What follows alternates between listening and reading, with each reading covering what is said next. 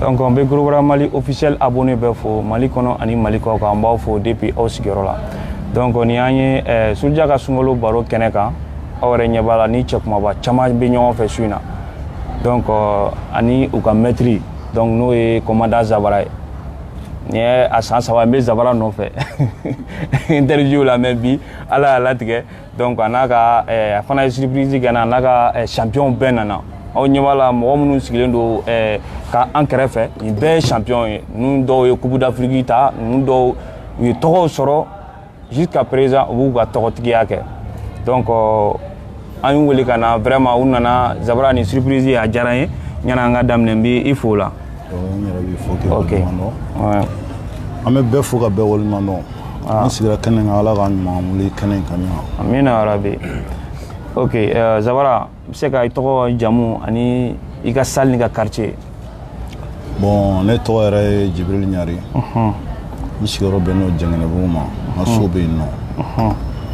mais on be wole commando Zabara OK Moussa Diallo allez question ti ko Zabara yere to na chogo jumena bon Zabara na chomna ne to ti commando ni surnom de commando comment tu mets arts martiaux de ke bon en maîtrise malim allez tirani Kampala la on met karaté ke commando na tinto mais am ta bar fergaro la buda de commando Zabara ndana nu wa fumo Dj Yassine Yassine Dj Yassine de commando Zabara ndana quoi donc allez de la to ila Zabara dana dora turana Zabara Dj Yassine nan to koy OK wa ma fo ya no donc ami Yassine fo dante fo na ka flaque ambu fo donc Zabara munde pousser ka ken de tala bon ni ngani jara toujours ama la man gele jegulu bela jelen fo munu nyabana no watina munu me kla kana na je kofe sigatala ma bela jelen fo be sigoro la na be kero na be gatuma la wotu tekele mo tikele sigatala an seran boru na bi ni rabi foki wal mano jara sigala ami barakele ne bon ami mena nyomulu ouais mais débat damna na on tuma so rega interfula wallahi tant de la raison wati be tienira sigatala ala e angara jiga do nyona bi amay jara ko se na mi fo wa fam nan fil toujours net ma arts martiaux de ga ala angara jiga maîtrise do la aya kono jani à l'enfance on tout fasalen nous tout na don trop yon kirida l'homme kirida si akuma wo kar soro ma don daje me bar de ferke on daje mon bar fer mon ni mais daje na kuma chama fo yana na daje wora la ma so na don me daje do chebele wa facile mais fait bébé daje do si c'est double champion d'Afrique ouais si à la fin nous même bolo amiga baraka on nana tabal kele sans daje bolo wala ya damne an nana do bara faire la tinto donc on a bras de fer là tinto OK mais est-ce que la compétition que bras de fer là si on de la compétition bras de fer là on tira les man nyata ra sur ane ko iswina ha si on tira ne réaliser salba on a ne tira ouais que j'ai développé là on de la go fene ke que j'ai développé folo mi ngara mali ko na ba ko fe baña fe akara 2006 akara malaje ko na morbani borba ñogon soro a final là a couché final tara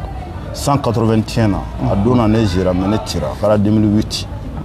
mali jasa chama ñogon soro quoi yogo malaga bonga chama ñogon soro mais donc kana ne jira na don tira que j'ai développé nya compétition ke compétition communale nunu na nye chamanko la nye seba soro mais mali yɛrɛ kɔnɔna no ma seba soro tira barafere yɛrɛ kɔnɔna mata nya yɛrɛ de ma se ka donc ma se ka koba kɛ bras de fer la mais kɛra kɛ coach ɲɛnama ye donc an bɛ se o yɔrɔ ma donc m'a fɔ an layɛlikɛbaga ye a bɛ ka nin kuma minnu fɔ ta c'est vrai a bɛ k'i tilen ka kuma fɔ a ka dɔgɔ mɔgɔ minnu tilen mun kɛra k'a fɔ tantɔ mais a ye continuer a ka partager donc a ye to ligne kan kumaw bɛ ka na donc Zabara kunu bras de fer c'est vrai yɛrɛ ko i ma carrière ba k'a la mais kunu bras de fer ani bi bras de fer e yɛrɛ bolo o bɛ cogo jumɛn na bon a ka jan i bɛ mun jɛgɛjɛla ni baji kalan nin fɔ bras de fer ni san bras de fer fɔlɔ an tun bɛ bras de fer kɛ bras de fer yɛrɛ don fɛngɛ la communiqué na anw de ye bras de fer daminɛ communiqué na pour que a bɛ se ka lakola dɔn quoi tu vois an tun b'a kɛ dɔrɔn an cɛ ani baraji an nana kungo la tu vois dɔw bɛ boisson kɛsu kelen d'an ma ne bɛ a dɔw la ne yɛrɛ tɛ terrain kan mais ni denmisɛnninw taara dɔrɔn u bɛ taa boisson kɛsu bila ne ka so kɔnɔ an b'a tila an ni ɲɔgɔn cɛ tu vois fɔlɔ ta la fɛn tun tɛ sɔrɔ a la fɛn tun tɛ sɔrɔ an tun bɛ taa kɛ ten diɲɛ seni mun fɛn o bɛ kɛnɛ kan u bɛ participer a la karon faraw PDD kolo kumaba damu sommet u bɛɛ tun b'a kɛ ma ani subaga ani izo ne yɛrɛ ka disɔn comme a tɛ kɛnɛ kan mais fulu bɛ bere ta ka ɲɛsin a ma a bɛ baara yɔrɔ la an tun bɛ baara fɛɛrɛ kɛ fɔlɔ an tun ma fɛn sɔrɔ a la mais sisan fɛn bɛ ka sɔrɔ a la parce que la fɛngɛ n'i y'a mɛn an ka sama balannen don quoi o b'a sɔrɔ nafa bɛ ka sɔrɔ a la sisan association créera bon ligue nana fɛngɛ a y'a sɔrɔ fédération tun bɛ yen nɔ mais a y'a sɔrɔ fédération sisan fédération bɛ ka baara min kɛ fɔlɔ o y'a sɔrɔ u t'o kɛ quoi tu vois o la sisan nafa bɛ ka sɔrɔ a la parce que la moto bɛ ka sɔrɔ a la du bɛ ka sɔrɔ a la mobile bɛ ka sɔrɔ a la ɲinan yɛrɛ moto 3 tɛ ne ka yɔrɔ la e ka salle la e n'u bɛɛ ka la wa kolo yɛrɛ taara ni 2 ye wura taara ni 1 ye wallahi non a tɛ tɛmɛ o kan donc an bɛ continuer jusqu'à présent donc Zabara a fɔra ko fɔlɔfɔlɔ bras de fer ani bita tɛ kelen u tɛ kelen cogo min na ko système falenna la hali jouer cogo k'a falenna expérience bɛ la i bɛ se ka mun de fɔ o yɔrɔ la parce que an n'an lalikɛbaga an kɔni bɛ matchiw lajɛ mais ka fɔ fɔlɔfɔlɔ technique dɔw bɛ yen n'a fɔra k'i b'o kɛ bi k'a tɛ marcher donc i bɛ se ka détail jumɛn d'a ma o la bon i b'a dɔn o yɔrɔ la sisan ne fɔlɔ bras de fer ni sisan bras de fer tɛ kelen mais ni diɲɛ yɛlɛmana i bɛ yɛlɛma nɔfɛ siga t'a la fɔlɔ ta la an tun t'a kɛ cogo min na kɔrɔn filɛ nin a bɛ se ka n seereya an tun da fɔlɔ bras de fer kɛ cogo min na parce que an tun bɛ communal kɛ fɔlɔ parce que n'i b'a fɛ ka don ko la i bɛ don a la i ka sigida la pour que i bɛ se ka ɲɛ sɔrɔ a la cogo min na an tun bɛ communal kɛ fɔlɔ c'est pour que an bɔra ka Bamako minɛ ka Mali minɛ ka tila ka Afrique minɛ tu vois an tun bɛ bras de fer kɛ fɔlɔ a fɔlɔ yɛrɛ an tun bɛ bras de fer kɛ système fɔlɔ min tun bɛ yen bɛɛ b'i tɔgɔ sɛbɛn an b'a bila boîte kolonnin kɔnɔ hali n'i fa bɛnna a bɛ ci mais sisan o tɛ yen tirage de bɛ yen sisan o ye gɛrɛjɛgɛ ka baara ye bras de fer la i b'a sɔrɔ dɔ premier tour la dɔ bɛ ci mais mɔgɔ min ta final min bɛ kubu ta a tɛ s'a tigi la mais n'a fɔra o ɲɛna dɔrɔn mɔgɔ dɔ b'i ci k'a tɛ s'i la mais compétiteur yɛrɛ tɛ yɛrɛ n'o fɔra mɔgɔ wɛrɛ ɲɛna a b'a fɔ ko non ko mun na a cira tu vois o la o différence bɛ yen nɔ fɔlɔ ta ni sisan ta différence baden b'an ni ɲɔgɔn cɛ donc olu ye tigɛ tacogo ou bien bon tigɛ tacogo ni fɛn ninnu na parce que Mali la yan nɔ bras de fer 2 de bɛ yen bras de fer sportif ani bras de fer spectacle o bras de fer 2 de bɛ yen bon carré kɔnɔ bras de fer o bɛ jateminɛ bras de fer spectacle fɛ fɛn dɔw bɛ yen sinimani dɔw bɛ yen e bɛ se k'olu bɔ carré kɔnɔna na mais fédération ka bras de fer la olu tɛ bɔ quoi ka point bila ka mɔgɔw lawuli ka démonstration dɔ bɔ i m'a faamu olu bɛ kɛ carré kɔnɔ mais bras de fer sportif yɛrɛ la international Afrique la olu tɛ kɛ quoi i bɛ règle de bato diyagoya donc i bɛ yɛlɛ dɔrɔn foyi tɛ kɛ i bɛ jouer i bɛ règle de bato dɔrɔn n mago bɛ tigɛ da la dɔrɔn n bɛ taa mais carré kɔnɔ dɔrɔn i bɛ geste dɔ de kɛ dɔrɔn pour que ka fanu sɔrɔ quoi ka élément sɔrɔ quoi i m'a faamu o de différence fɛnɛ bɛ fɔlɔ ta ni sisan ta ni ɲɔgɔn cɛ ani fɛn bɛ ka sɔrɔ sisan o tɛ ka sɔrɔ fɔlɔ la ok o yɔrɔ faamuyara donc an bɛna don double force la donc i b'a dɔn ko in bɛɛ ye double force de an bɛ fɛ ka dɔn Zabara double force yɛrɛ a créera wagati jumɛn a n'a créera kun jumɛn na double force créera a mɛnna de mais ka double force kɛ sali fɛngɛ le club de o kuma ma mɛn double force créera a mɛnna yɛrɛ double force créera vers 2000 ninnu wagati o y'a sɔrɔ nɛgɛw b'an bolo an m'a révoluer vivre kɛnw u bɛ nɛgɛ kuntan dɔ bɔ mobile la tan gɔlɔgɔlɔnen don tan tun b'olu ta o y'a sɔrɔ olu bɛ yen moyen b'aw t'an ye quoi mais an tun b'an débrouiller quoi i m'a faamu semaine carbone ninnu b'a kalama o y'a sɔrɔ olu b'an bolo mais kun jumɛn y'a décidé ka de salle dayɛlɛ ne y'a décidé ka salle dayɛlɛ cogo min na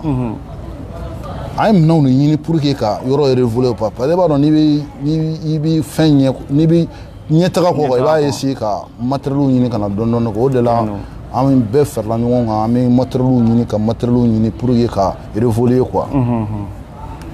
double force de nana ten tɔ mais tɔgɔ in double force a sɔrɔla cogo jumɛn na olu ye jɛ don o ka nɔgɔn fɛn ye m'a fɔ ma ne m'o fɔ n'i bɛ ko o la i b'a ɲini k'a ɲɛdɔn de yan double force nɛgɛ yɛrɛ takun ye mun ye fanga t'e la i b'a essayer i bɛ fanga k'i la i m'a faamu fanga min b'i la i bɛ fanga wɛrɛ foro la o tɛ double force ye double force ye bon ne nana sigi dɔrɔn ka tɔgɔ in jateminɛ a y'a sɔrɔ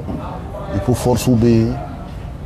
ipo force bɛ yen asi nɛgɛ bɛ yen olu salle ninnu bɛ yen olu bɛɛ ka kɔrɔ asi titan ninnu bɛ yen nɔ ne yɛrɛ nana sigi an kɛlen ka nɛgɛ ta fanga t'an na ka nɛgɛ fanga dɔ fara an kan o double force de ye ne nana dɔrɔn ka tableau lajɛ dɔrɔn k'a sɛbɛn la dɔrɔn à partir du jour de salle tɔgɔ double force han si ah ouais mais Zabara ni e ɲininkara bi ko double force yɛrɛ ye mun de kɛ jeunes ye e bɛ se ka mun de fɔ o la jeunes comment i n'a fɔ double force aw ka sigida la yen nɔ a ye mun de kɛ jeunes ye e b'a dɔn an bɛ Yadara ka yɔrɔ la Jɛngɛnɛbugu la don double force ye min kɛ jeunes ye ma double force tɔgɔ mɛn o ye tiɲɛ ye m'a ye o ye tiɲɛ ma m'a tɔgɔ mɛn o ye nkalon ye double force donna ni ko min ye Jɛngɛnɛbugu la k'u ma deli ka don yen a ma deli ka don yen wa champion d'Afrique bɛ double force la a tɛ Jɛngɛnɛbugu ne bɛ se ka fɔ commune yɛrɛ précisément a tɛ yen yɛrɛ n'an ye kubu ta an bɛ don an bɛ kunbɛn de an bɛ don depuis communaliw ni nationaliw ni internationaliw an ye coupe d'Afrique tan ka communaliw tan ka internationaliw tan n'an bɛ na an b'u kunbɛn Jɛngɛnɛbugu la ka don n'u ye o de la Jɛngɛnɛbugu bɛɛ y'a dɔn k'a fɔ ko double force bɛ fɛn dɔ kama bɛn don parce que la an yɛrɛ ka carré n'i ye u bɛ n'ale bɛɛ bɛ don u b'a dɔn k'a fɔ ko cɛ kumabaw bɛ yen quoi bɛɛ bureau sigilen don bɛɛ bonyalen don donc k'a fɔ mɔgɔw ye donc an bɛna don Zabara yɛrɛ ka ko minnu bɛ mɔgɔw dabala b'aw ye entraîneuriya in yɔrɔ ye Zabara donc wagati jumɛn de e a décidé k'a fɔ nin ye n kɛlen ye entraîneur ye ka jeunes ninnu former f'u ka kɛ champion ye bon problème solution des problèmes tu vois il y a une question posée on a diyara n ye trop il faut que waleɲuman dɔn toujours diyara n ye parce que i b'a dɔn ne ka salle tun ye salle de tun don club tun tɛ ne ka mɔgɔw tun bɛ jouer ipo force de fɛ fɔlɔ a sɔrɔ salle bɛ don man ka agrément sɔrɔ n yɛrɛ ye man n yɛrɛ ta i b'i gulon mɔgɔ de la avant i ka wuli fɔlɔ quoi mais ipo force m'u mɔgɔw fo hali n'an hakilinaw tɛ kelen bi n bɛ sumi n b'a fo a ti yan tu vois n nana n ka mɔgɔw tun bɛ jouer ipo force fɛ mais souvent n'an nana n'an bɛ jouer salle kɔnɔna na an bɛɛ bɛ don bon n ka mɔgɔw bɛ problème sɔrɔ da la trop u bɛ problème sɔrɔ u tɛ se ka don ne yɛrɛ bɛna bɔ ka wari ta wari don k'u ladon tu vois nin sommet kelen ale de ko n ma ko commando n'an m'an yɛrɛ ta an k'an yɛrɛ ta n'an t'an yɛrɛ ta an tɛ se ipo force fɛ tuguni n ye n ka agrément ɲini n yɛrɛ ye ka papier ɲini n yɛrɛ ye ka n ka salle ka fɛngɛ Beka Jawara n b'a fo ligue président dɔ bi a ko n ma commando n mago bɛ baarakɛlaw de la n ti mɔgɔ ta n bɛ siriɲɛ n ti mɔgɔ ta hali ni jama b'aw kɔ min ka ca ne cɛncɛn a bɛ baara de kɛ i ka mɔgɔw bɛ baara kɛ champion b'u la a ye n ka salle validé bi n ka salle a kɛra club de ye n ka salle kɛra club de ye bi Dieu merci aujourd'hui vraiment a y'a ta ni cɛkisɛya ye vraiment double force y'a ka tɔgɔ sɔrɔ ni cɛkisɛya ye mais Zabara mɔgɔw bɛɛ bɛ fɛ ka question mun dɔn bɛɛ bɛ fɛ ka mun dɔn o ye nin de ko Zabara e sera ka ni champion d'Afrique ni champion du Mali ni champion communal bɛɛ sɔrɔ i ka salle la cogo jumɛn na Zabara nin ko ye mɔgɔ dabala ban dɛ a ti mɔgɔ dabala ban dɛ quoi n'i t'a fɛ ka dɔn i b'a ɲini ka dɔn quoi ne m'o fɛnɛ o problème tɛ problème la solution de don wa siga t'a la tu vois ni avant i ka girin jama kɔ quoi ala deli fɔlɔ ala ka jama mara hakili d'i ma quoi n'i ye jama mara hakili sɔrɔ i bɛ se ka jama mara quoi ninnu bɛ yen nɔ i b'a dɔn ne ninnu bɛɛ teri an bɛ mouvement kelen an bɛɛ bɛ ɲɔgɔn dɔn ni min bɛ yɛrɛ la dɔrɔn o b'a yira karisa i bɛ nin yɛrɛ la ninnu bɛ ɲɔgɔn ka problème ɲɛnabɔ ka sɔrɔ ne yɛrɛ tɛ yen a caman bɛ yen a tɛ se ne ma yɛrɛ frère de sang don frère de mouvement don u bɛ yɛlɛ ni ɲɔgɔn u bɛ ɲɔgɔn ka ko kalama dogona tɛ yen an bɛ taa match kɛ yɔrɔw la u bɛ ɲɔgɔn ɲininka karisa e bɛ forme na bɛn wa n bɛ forme na n'an taara bon ne ni bɛnna i b'a dan an tɛ jouer bon ni min bɛ dɔrɔn ne b'u yɛrɛ bila a ye ɲɔgɔn ye n'aw bɛnna min na a bɛna fɔ n ɲɛna n'u nana fɔ ne ɲɛna bon karisa a b'a di nin ma a bɛ tɛmɛ u bɛ yen araŋini t'u ni ɲɔgɔn cɛ o u bɛɛ de ye kelen parce que u bɛ yala ɲɔgɔn kɔ u bɛ kuma ni ɲɔgɔn ye hɛrɛ fara hɛrɛ taara u bɛ ɲɔgɔn kungo kɛ parce que nin yɔrɔnin i ka kuma latigɛ tɛ nin yɔrɔnin ye mɔgɔ caman dabala ban i n'a fɔ n y'a fɔ page ka cogo min na mɔgɔw ka question poser donc deux raisons de question dɔ poser ko wagati an ka kɛ sisan champion caman bɛ ɲɔgɔn sɔrɔ u bɛɛ bɛ forme na wagati kelen e ka salle la bon mais bɛɛ dun bɛ fɛ ka coupe ta mais cogo di ke sera ka nin champion ninnu bɛɛ gérer salle kɔnɔ u kana se ka bila ɲɔgɔn na u ka se ka nin tigi to yen nin de ka jouer nin wagati la a sera ka gérer cogo min na parce que a ma nɔgɔn dɛ bon i b'a dɔn mɔgɔ yɛrɛ de ye quoi parce que ninnu bɛɛ filɛ nin ye gɛlɛya o gɛlɛyani dɔw bɛ ne kan ninnu bɛɛ filɛ nin u bɛɛ bɛ se ka ye forme na mais tant que ma f'i ɲɛna frère de mouvement don u bɛ yaala mais u bɛɛ bɛ forme na mais an bɛ taa match kɛyɔrɔ la i bɛ taa sɔrɔ dɔ b'a fɔ u bɛ se ka fɔ commande na ni mɔgɔ fila ye izo na ni mɔgɔ fila n b'a fɔ yan n ka division don a ti yan a bɛ baarayɔrɔ la na ni mɔgɔ fila ye na ni mɔgɔ kelen ye bon o mɔgɔ fila i bɛ taa sɔrɔ ne fɛ yen nɔ ne ka yɔrɔ ye siri champion de don siri champion de don champion bɛ yen i b'a compter yɛrɛ fɔ 10 ni yɛrɛ ne ka kubu yɛrɛ nana yɛrɛ kan a ti ku yan yɛrɛ a ti ku yan siri champion don champion bɛ yen mais u bɛ ɲɔgɔn ye n b'a fɔ ma n'u ko ko kelen b'a fɔ ko bɔn bɛ forme na bi a y'a dan u sɔnnen don ɲɔgɔn ye quoi pelle u bɛ kuma ni ɲɔgɔn ye araŋini t'u ni ɲɔgɔn cɛ u gundo bɛ fɔ ɲɔgɔn ɲɛna u bɛ taa ɲɔgɔn kungo la hɛrɛ fara hɛrɛ tɛna u b'a k'i ta ye bon ne ko dɔ b'e kɔnɔ ka ɲɛsin dɔ ma dɔrɔn dɔ b'a fɔ i tɛ nin manamana ko in dabila i m'a faamu u kɛlen ka ɲɔgɔn minɛ ten ninnu bɛɛ filɛ nin ye nɔ u tɔw bɛ yen champion min bɛ ne ka salle kɔnɔ champion d'Afrique 9 de don u sigiyɔrɔ tɛ yan yɛrɛ i m'a faamu u bɛ taga n'u ye ɲɔgɔn dɔrɔn min kan ka kubu ta don min na dɔrɔn u b'a d'u ma donc o bɛ sɔrɔ ni bɛn ni sabali ni ɲɔgɔn faamuya de bolo bɛ ɲɔgɔn bolo de kɔ u bɛ ɲɔgɔn ye u bɛ fɛngɛ kɛ ninnu bɛɛ nɛgɛta daminɛ u ma deli ka taa yɔrɔ la u ma deli ka bɔ u b'a fɔ ma Dulu Force denw de don ne yɛrɛ b'a yir'u la n ko i b'a kalama ne tɛ don min na aw de ye entraîneur ye aw de ye aw de ye entraîneur ye aw de ye dirigeant ye n'a ye ɲɔgɔn minɛ mɔgɔ tɛ kɛ foyi ni yɛrɛ tɛ siga t'a la tu vois Zabara mɔgɔ y'a ye i ye champion caya i ka salle la kojugu donc an bɛ fɛ ka dɔn de joueur yɛrɛ n'i bɛ fɛ ka kɛ champion i kan ka mun de kɛ bon i b'a dɔn nin bɛɛ question kelen de yan toujours mɔgɔ tɛ kɛ foyi yɛrɛ i b'i yɛrɛ minɛ de k'a fɔ dɔn hadamaden i bɛ se ko dɔ la k'a to yen i b'a dɔn ne b'a fɛ k'e suluja ci bi ne bɛ se ka san 2 kɛ ne bɛ compétition mais e t'a kalama i bɛ compétition préparer de ka préparer de ni compétition préparée i b'a dɔn si tu veux la paix il faut préparer la guerre siga t'a la Zabara m'a faamu na ka talen ninnu compétition i b'a préparer n'i ma préparer n ka tiɲɛ e ma ɲɔ min da k'e ka taa o ɲɔ falen e t'o sɔrɔ cogo di ayi tɛ se o de la an ka cɛ i b'a préparer ninnu bɛɛ b'a préparer de u b'a préparer de a kɛra ne fɛ a ma kɛ ne fɛ yen o u b'a préparer de tu vois n m'a fɔ n'u y'a préparer ne min bɛ forme na don min na u b'a yira karisa n bɛ forme na dɔrɔn an b'o se mais gɛlɛya kelen min kan dɔrɔn champion ka ca mais u bolo bɛ ɲɔgɔn bolo n'an bɛ taa compétition yɔrɔ la dɔrɔn a bɛ se ka kɛ mɔgɔ 2 mɔgɔ 1 mais tɔ bɛɛ b'a muɲu mais kelen zi n m'a faamu mais kelen zi o kelen mɛ zi an kɔni an b'an sigi an b'o lajɛ o fana b'a seko de kɛ mais ala b'o gɛrɛjɛgɛ i m'a dɔn e b'a dɔn n'an sera compétition na dɔrɔn an yɛrɛ dɛsɛlen yɛrɛ ye kubu de ye final la an bɛ se ka ci de donc Zabara yɔrɔ faamuyara donc n bɛ nin question kelen poser kunna o la n bɛ sɔrɔ ka taa minnu bɛ champion ɲininka Zabara ni e yɛrɛ ɲininkara bi coupe d'Afrique ani coupe commune bon an ka kɛ coupe d'Afrique joli de bɛ ka salle kɔnɔ bon coupe d'Afrique 9 de bɛ ne fɛ yen o bɛɛ taara san jumɛn na bon 2017 ala ye n garijɛgɛ n ka sélection fɔlɔ yɛrɛ ka bɔ coupe d'Afrique la 2017 ala ye garijɛgɛ champion 3 de la champion 3 tellement que wura a bɛ so a ma se ka na an b'a fo kolo kumaba ka se PDD ma u taara Nigeria mais a bɛɛ la u bɛɛ nana ni médaille ye or ye 2017 u bɛɛ nana ni wari ye a gauche droite u nana n'a ye ka na n'a ye ka na bila n fɛ yen ka na bila n ka so kɔnɔ u ka prime fana dira u tilara ka na n'a wari ye ka tila ka na wari d'an kɔrɔ karisa i ta ta u y'o kɛ ne ye ne tɛ ninnu sara sɔrɔ o de la ne tɛ se ka kuma ninnu kan ninnu y'u yɛrɛ de ye quoi non nin yɔrɔ la ka di an ka tɛgɛrɛ fɔ vraiment nin yɔrɔ in la nin kan ka fɔ ninnu na gauche droite PDD ni wa biduru wa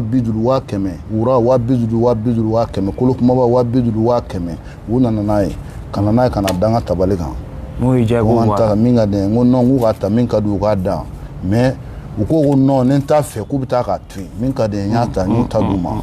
u kɛra ka wari bɔ a la k'a di commandant ni dan ɲɔgɔnna gérés ma min bɛ se k'u fɛn quoi. Ok, donc 2019 la sisan nɔ Coupe d'Afrique min kɛra joli taara o la? Non 17 18 a kɛra u taara a kɛra 17 kɛra et puis tuguni an tilala ka éliminatoire kɛ Ala ye n gɛrɛjɛgɛ mɔgɔ 2 fɛnɛ na tel que PDD ani kolo kumaba u taara Akara Coupe d'Afrique la u taara Akara Coupe d'Afrique la Ala y'u fɛnɛ gɛrɛjɛgɛ tuguni ma fuma u nana n'u ka médaille ye médaille d'argent u nana n'a ye mais émotion Coupe d'Afrique Lagos lui là c'est un champion d'Afrique les meilleurs joueurs d'Africaines avec 0 faute. PDD si c'est bon on ti amala tu Afrique e ba ramo ga jene mine ha mo ga jemine de ka jemine de wala nga rêve de ko amogo te komna law amogo be Afrique là en Afrique dominant amogo be monde de la quoi ka monde dominer de quoi. Donc ni yoroni be ni yoroni ɲɛfɔ mɔgɔw ye a ko PDD ye champion ye donc a ma faute kɛ a ma foyi kɛ parce que an b'a jateminɛ sans faute an b'a jateminɛ compétition yan nɔ compétition ninnu na c'est vrai faute camanw bɛ kɛ u bɛ tolérer mais ka bɔ yan nɔ ka taa jamana kɔ kan arbitre international de bɛ yen n'a e ka taa yen nɔ ka taa jouer ka mɔgɔw gagner fo ka coupe ta i ma faute kɛ non vraiment Zabara aw kan ka fo la PDD kan ka fo i yɛrɛ kan ka fo la PDD ka fo mais an bɛ fédération malienne fo n b'o fo walima olu de bɔra n'u ye ka taga n'u ye yan nɔ faso ye u taara faso min kɛ u ye u nana u y'u d'u ma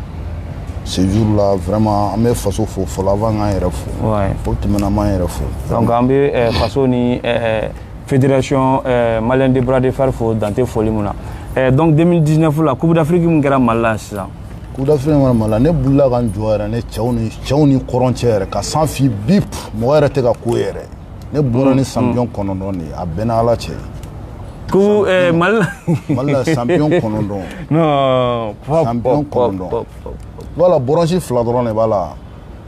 PDD il a été 3e avec sa catégorie Boranchi b'a bolo Boranchi ani yɛrɛ kɛ ale fɛnɛ Boranchi sɔrɔ sinon a bɛɛ argent or n ka dogobaw bɛ n bolo ni tabali ka dɔgɔ ne quoi sinon n bɛna n'a ye n b'a bila. Ayi Zabara a tɛ ko ye a ye deli la a y'a kɛ cogo min na a ɲɛna tɛ ni kuku bɛɛ bɛ k'an bolo yan nɔ cogo jumɛn na donc Zabara donc o yɔrɔ faamuyara an bɛ tila ka segin ka na i ma kɔfɛ mais a ka di n ka e ka champion ɲininka donc n'i bɛ sira di yan n k'o ɲininka. Bon sira bɛ di ma gauche wa droite de. Donc il yɛrɛ k'a lajɛ dɔrɔn. Bon est-ce an tɛ taa kini fɛ fɔlɔ. An ka taa kini fɛ yan. Zabara kolo kuma bɛ cogo di. Bisimila ça va i yɛrɛ ninnu. Forme bɛ yen. Ouais dɔɔni. Kɔni baasi t'i la. Baasi foyi tɛ yen. Cɛ kolo i fana i tɛ sɔrɔ interview la dɛ. Non o ye tiɲɛ ye. Sinon cogo di ça va kɔni. Ça va. Ok i bɛ se ka i tɔgɔ ani i jamu fɔ mɔgɔw ye. Sani n ka n tɔgɔ ni n jamu fɔ n bɛ la jama bɛɛ fo. Tulo b'i la. Ne tɔgɔ Yakuba Kɔnte. I ka sale. Ne ka sale ye Duguli Force. I yɛrɛ sigilen bɛ yɔrɔ jumɛn. Ne ye programme kɛ de mais Janginɛbugu de kɛra ne ka mifa yɛrɛ ye quoi. Bamani Janginɛbugu de kɛra ne yɛrɛ ka mifa ye. Kolo kumaba n'a fɔra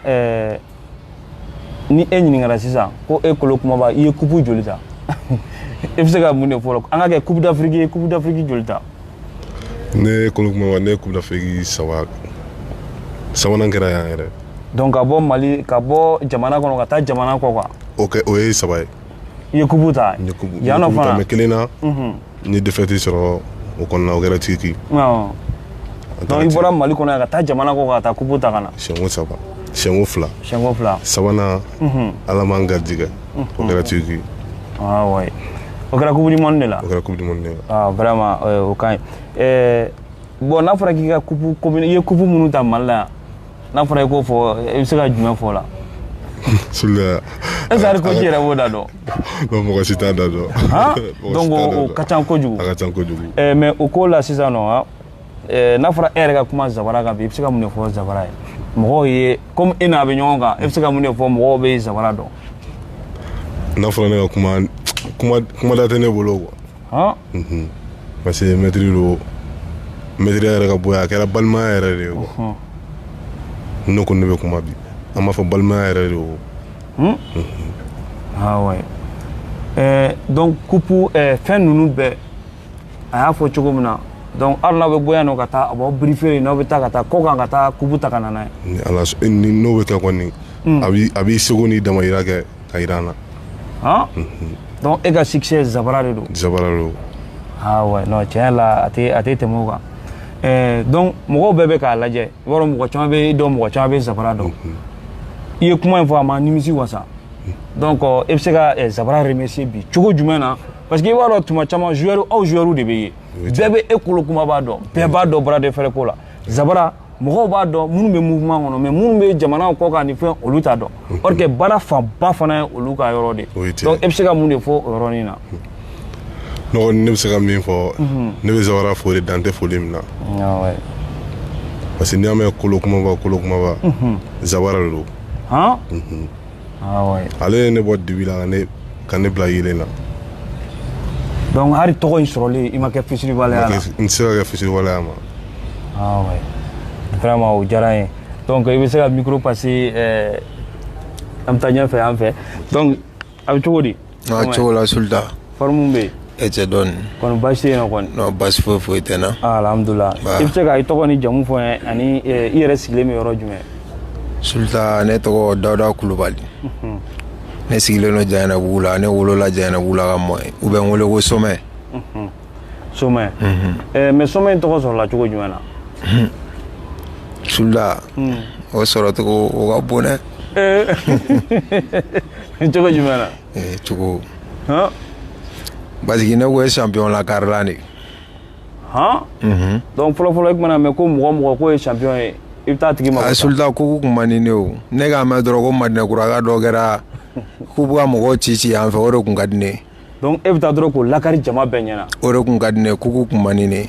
sinon Sulta dugukolo force kuku mɛ dugukolo force bolo ne yɛrɛ Mali bɛɛ ne t'o mɔgɔ yɛrɛ dɔn yɛrɛ donc salite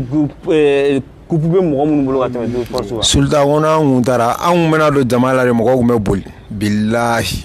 dɔw b'u ban k'o tɔgɔ sɛbɛn walahi n'an kun donna jama cɛla bilahi mɔgɔw kun bɛ boli de o tɛ kuma ye mais Somɛ e yɛrɛ ka carrière kɔnɔ est ce que e delila ka coupe ta bon Sulta ne ye kuku ta ne tɛ n ka kuku yɛrɛ da dɔn yɛrɛ fo ka kuku tila ne ni mɔgɔw cɛ mais ala ma se k'an garisɛgɛ don saliba yɛrɛ kombi voyage ninnu fɛn ninnu na quoi donc e ma se ka taa olu la ne ma se ka to olu la sinon Sulta cɛ caman bɛ barre de fer kɛ mɔgɔ caman bɛ ne dɔn parce que tuma caman ni nana an b'a ye Somɛ mɔgɔ dɔw ja bɛ tigɛ fana jijiw b'a fɔ k'a fɔ n'i y'o ye k'o fɔ mɔgɔ ka se k'i ye ko b'a kɛ Sulta mun ye barre de fer nege bɔ ne na nafa de kun t'a la donc o de kun ye la décourager o de kun ye ne la décourager n ye barre de fer bila sinon fanu baden bɛ nɔfɛ n sigi cogo de ka d'o ye parce que n'an bɛ mɔgɔ da an t'i da dɔɔnin o t'an ka ko la donc ka gosi fa man kan ka bɔ ayi i bɛ gosi ni tabali ma taa kɔni tabali sen bɛ kari Somɛ awɔ mais Somɛ donc sisan e bɛ se ka mun de fɔ double force e ka carrière la double force ye mun de ɲ'a la Sulta o tɛ ban yɛrɛ n'i y'a mɛn ko Somɛ kɔni double force don an ye double force cɛbɔ fɔlɔ-fɔlɔ ye ka na se bi ma an tɛ se ka kɛ fitiriwale ye n bɛ maître Izo fo ka Zabara fo dan tɛ foli min na ani maître Suboka ninnu mais e yɛrɛ nadon ka na double force la est ce que i tun b'a dɔn i tun bɛ kɛ champion ye non n kun t'a dɔn ko n bɛ kɛ champion ye mais n yɛrɛ bɛ tɔgɔ sɔrɔ don min na a donni kama n ye terminé ne minɛ k'a ci terminé jumɛn terminé kelen bɛ Faransi awɔ hali n'a tulo b'an na san hali n'a tulo b'an na san a yɛrɛ ɲɛ bɛ n sigilen na e sera ka tɔɔrɔ ye terminé ci wagati n'i y'a mɛn ko Somɛ dɔ de ye ne tɔgɔ da la ye ne kelen ka terminé ci dɔ de ye ne tɔgɔ da ko Somɛ ko bonya tɛ janya tɛ ko Somɛ ko de don o bɔra la Madinɛkura champion bɛ bɔ Madinɛkura n'i kɔni nana commune kɔnɔ kɔni an b'i minɛ de k'i tereke donc tiɲɛ yɛrɛ la Somɛ a ye koba kɛ bras de fer kɔnɔ n'an ko k'an bɛna double force ka kuku f'i ɲɛna wala a tɛ ko arène kɔnɔ ne yɛrɛ b'o dɔn Zabara b'a tabali fɔ a tɛ ko arène yɛrɛ kɔnɔ tellement coupe taara yen ayi an t'a da yɛrɛ dɔn yɛrɛ sulta kuma dɔ la an bɛ taa sigi radio so de la k'an bɛ nin kuku in ta ni karisa bɛ taa final la ni n'o mɔgɔ kelen de bɛ tila ka taa ɲɔgɔn sɔrɔ final kelen na Double Force la kɔni o de tun bɛ kɛ Double Force la. mais Somɛ i ka kuma latigɛ tɛ munna ni aw sera kɛnɛ kan n'a fɔra Double Force mɔgɔw bɛ siran. sulta e m'a mɛn ko Double Force ka ban o ye fangabako kelen de ne bɛ k'o de fɛ yen ni barre de fer ko ye fila u bɛ ɲininkali de kɛ ko Double Force mɔgɔw bɛ taa fan jumɛn zɛri dumanw n'u bɛ taa fan min na ni kuranɛ cɛ u tɛ taa yen. donc aw yɛrɛ filɛ niveau min na bi bi in na aw tɛ ka Mali ɲini tuguni aw bɛ ka kɔfɛla de ɲini sisan. sulta an yɛrɛ fɛn fɛn filɛ nin n'a ye Amérique sɔrɔ wali Faransi cɛ o bɛ sɔn k'anw dɛmɛ trop. non a ka ca Ala fɛ tant que bras de fer bɛ ka taa cogo min na non bɛɛ b'i sago sɔrɔ a la. n'Ala sɔnna. donc wagati dɔ la i tun taara ara yɛrɛ tun bɛ don ko la waati min na anw t'i ye fɛn ninnu na kosɛbɛ donc comme sisan nɔ ko b'a la alhamdulilayi donc i bɛ se ka fɔ jama ye nin y'i nalen quoi. jama yɛrɛ b'a dɔn ko ne y'o fɔ ka ban. donc i ka fɔlɔ-fɔlɔ i yɛrɛ ɲumana tigɛ tun tɛ da dɔɔni-dɔɔni nin y'o daminɛlen tuguni. nin y'o daminɛlen tuguni sulta an bɛ ɲɔgɔn na o komi fɔlɔ-fɔlɔ an tun bɛ ko minnu kɛ o y'a sɔrɔ e n'an tɛ ɲɔgɔn dɔn ka ɲɛ dɔɔni. o y'a sɔrɔ an tɛ mouvement kɔnɔ. mais an b'an tɔgɔ kɔrɔ de bolo an tɛ changer a bɛ mɔgɔw kɔnɔ k'an tɛ siran an tɛ dɛsɛ fɛnɛ an bɛ dɛsɛ mun na an bɛ na o e k'i jɔ seli ka tɛmɛ dɔrɔn. basi t'a la o faamuyara donc na Double Force vraiment ne kabako sali ye bi frère a bɛ cogo di forme bɛ yen kɔni basi tɛ yen kɔni i bɛ se ka i tɔgɔ ani jamu fɔ ye ani i yɛrɛ i sigilen don yɔrɔ jumɛn na. ne tɔgɔ Adama Jakite Maxi J n sigilen don Koɲumani. Maxi J. Maxi J e bɛ Double Force la a mɛnna. ouais a bɛ dɔɔni bɔ. a bɛ san joli bɔ e yɛrɛ bolo. bon ne bɛ Double Force la 2017 jusqu'à présent. 2017 donc e ye bras de fer daminɛ 2017 de. bon n ye nɛgɛta daminɛ 2017 mais ma bras de fer daminɛ 2017 n ye bras de fer daminɛ 2020 kɔnɔna na 2020 ka don 2021 kɔnɔ. ouais ok Maxi est-ce que i kelen ka bras de fer daminɛ i delila ka coupe ta. ouais bon Soudia n ye bras de fer caman kɛ n participera compétition caman na. ma coupe ta mais n taara finalu la n ye finalu ta mais ala m'an garizigɛ coupe la ala m'an garizigɛ voyage la. n ye finalu ta.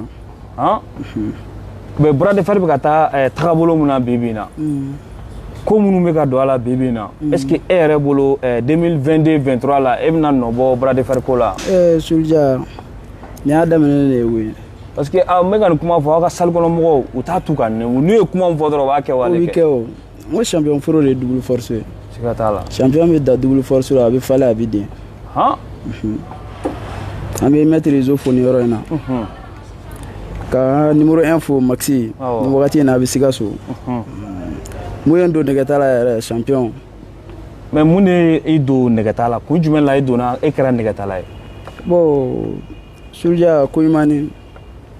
ne ka maître bɛ Koɲumani ale de ye n don nɛgɛta la champion den nin wagati in na a bɛ kalan na.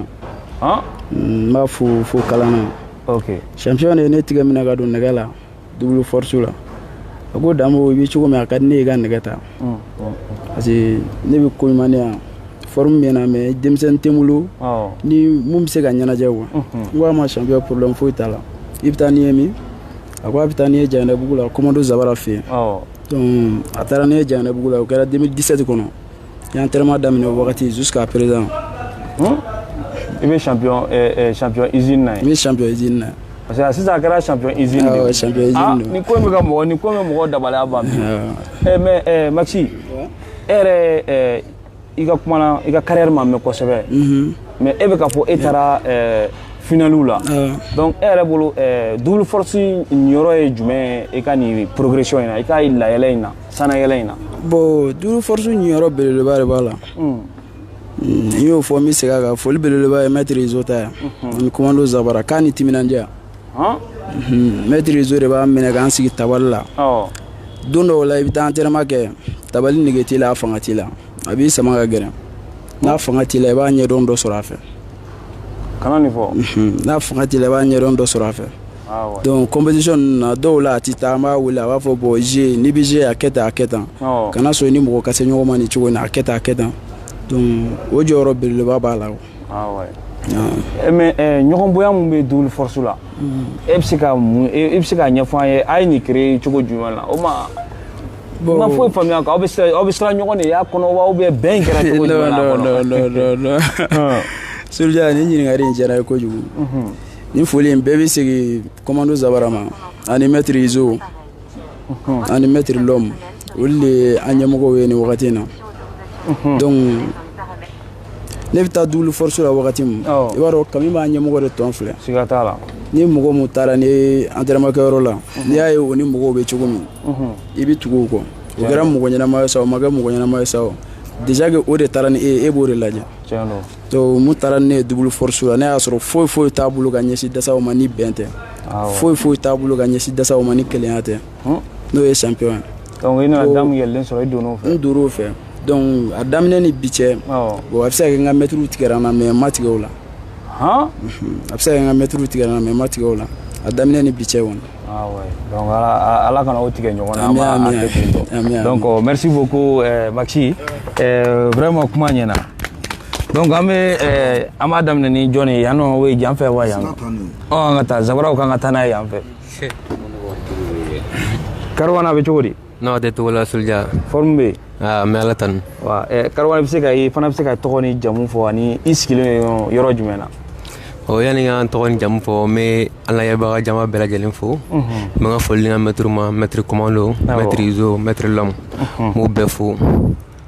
ne tɔgɔ ye Zakariya Kulibali n sigiyɔrɔ bɛnna Bangon Janginɛbugu ma n ka club ye double force ye Karawan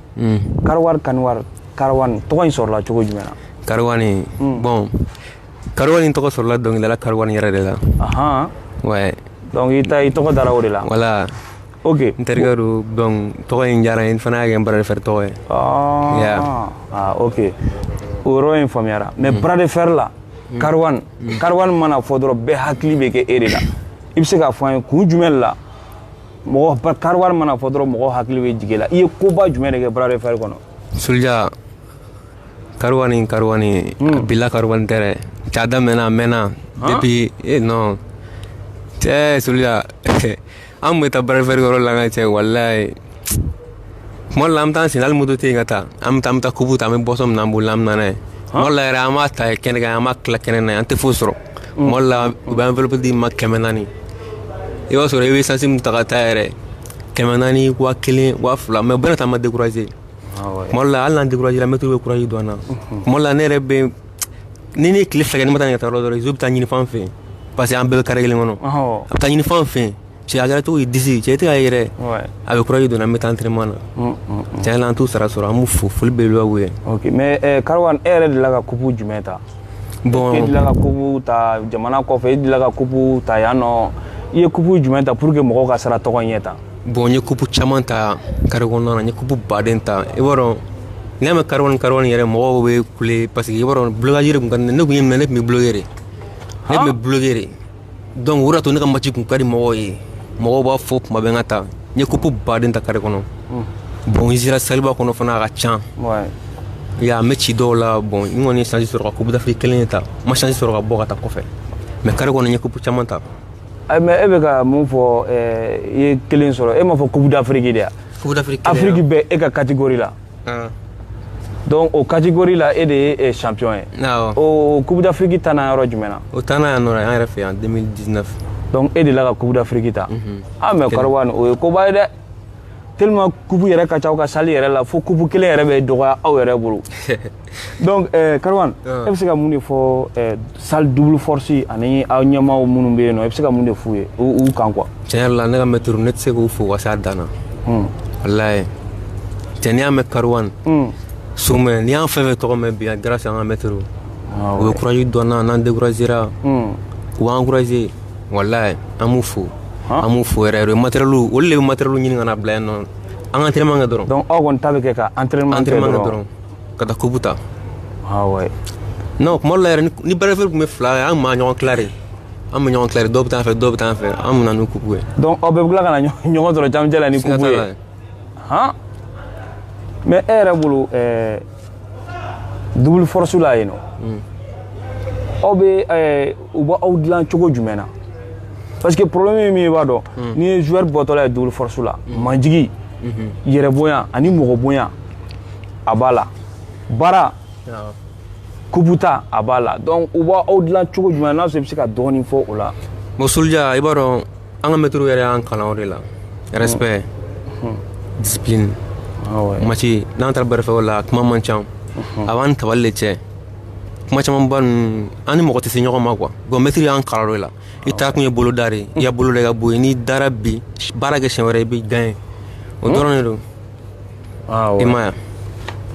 mais Karawan ni kan ka nin question in poser quoi a mɛnna dɔɔni e yɛrɛ ye nɛgɛta i ye bras de fer daminɛ wagati jumɛn. Souldia ne ye bras de fer daminɛ a mɛnna a mɛnna donc a mɛnna yɛrɛ a ka ca hali ni 10 ans a mɛnna yɛrɛ. mais jusqu'à présent e mana taa compétition kɛyɔrɔ la i mana na mɔgɔ dɔw bɛ ka compétition kɛ bi bi in na u bɛ taa compétition bɛɛ la mais e mana na compétition kɛyɔrɔ la mɔgɔw b'i ye ni cogo min ye tɔgɔ minnu bɛ f'i ma jusqu'à présent a bɛ ka mun de kɛ ka se k'o maintenir jusqu'à présent. parce que i b'a dɔn mɔgɔw famana ma dɔɔni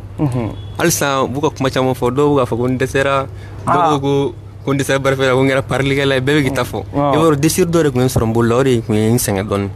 Souldia sinon ma dɛsɛ wa n m'a bila n bɛ na n'Ala sɔnna ma. mais i ka carrière la